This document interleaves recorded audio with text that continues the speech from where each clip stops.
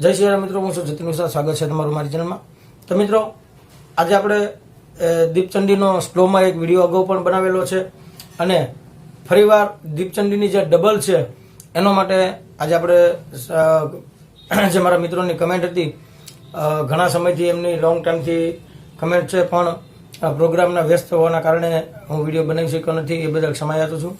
તો મિત્રો, દીપચંડીની આજે આપણે ડબલ વગાડીને તમને સંભળાવું, સાથે એનો રિયાઝ કરશું એટલે તમને વધારે એનો આઈડિયા આવશે. કારણ કે આજથી જે તમને ઇન્સ્ટ્રક્શન દેવામાં આવે છે તો એના પર તમારે થોડુંક રિયાઝ પણ દેવો જરૂરી છે. તો મિત્રો, આ એક ફક્ત યુટ્યુબ દ્વારા જ હું શીખવાડું છું તબલા.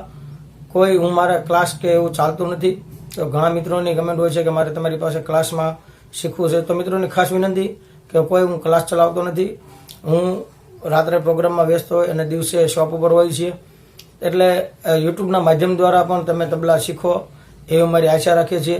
તો આજે આપણે દીપચંડીની ડબલની જે કમેન્ટ છે એના પર આજે આપણે ફોકસ કરશું અને દીપચંડી સંભળાવશું. અને એમને કમેન્ટ હતી કે થોડું સ્લોલી સંભળાવજો, તો આપણે એને થોડીક સ્લોલી સંભળાવશું, બાદમાં ધીમે ધીમે એની ગત વધારતા જઈશું.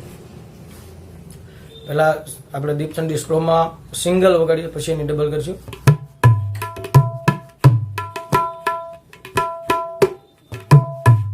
આ સિંગલ,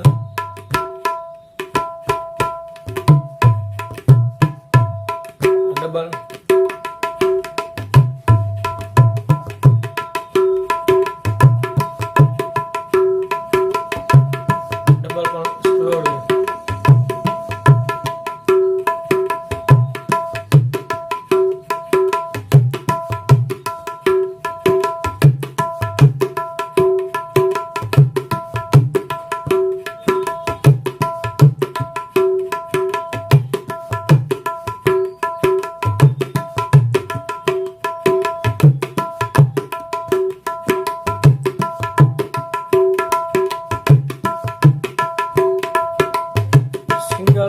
માંથી ડબલ કરીએ એટલે એક સ્લો વગાડ્યું એટલે એક બે માત્રાનો ફેર પડી જતો હોય છે.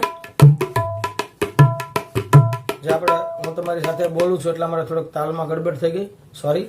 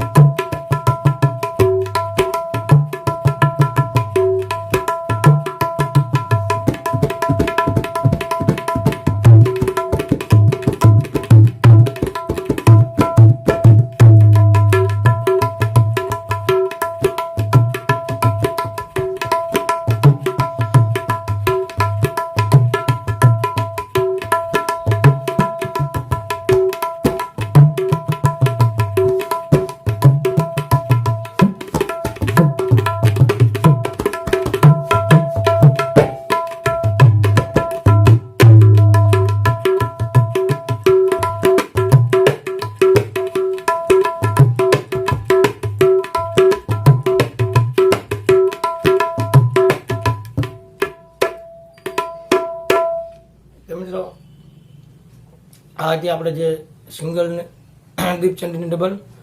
તો મિત્રો ઘણીવાર એનો રિયાઝ તમે જેમ જેમ વધારતા રહેશો એમ તમને એનો નવા નવા વેરિએશન પણ તમે એમાં નાખી શકશો. ઢોલકનો હમણાં જે મેં તાલ છેલ્લે વગેરે થોડોક ઢોલકનો તાલ પણ એમાં મળતો આવે. થાપી જે આપણે આ રીતના મારીએ છીએ તો એ ઢોલકનો પણ એમાં સાથે વેરિએશન નાખી શકાય. બાયું ઘૂંટીને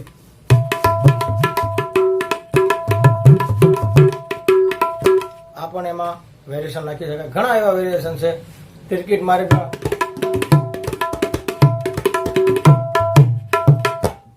આ પણ એમાં વેરિએશન નાખી શકાય. એવા ઘણા અલગ અલગ કલાકારો જે કંઈ વેરિએશન વગાડતા હોય એ પણ થોડો થોડો ઘરે રિયાઝ કરી અને તમે બહુ સારું વગાડી શકો. હું કોઈ બહુ મોટો એવો આર્ટિસ્ટ નથી, હું ફક્ત એક માધ્યમ છું. આ સાથે કોઈ ભૂલચૂક રહી ગયું હોય તો ક્ષમા કરજો. એ સાથે વિડીયો પૂરો કરશું. જય શ્રી રામ, જય ભોળાનાથ, જય મહાદેવ, જય રામાભાઈ.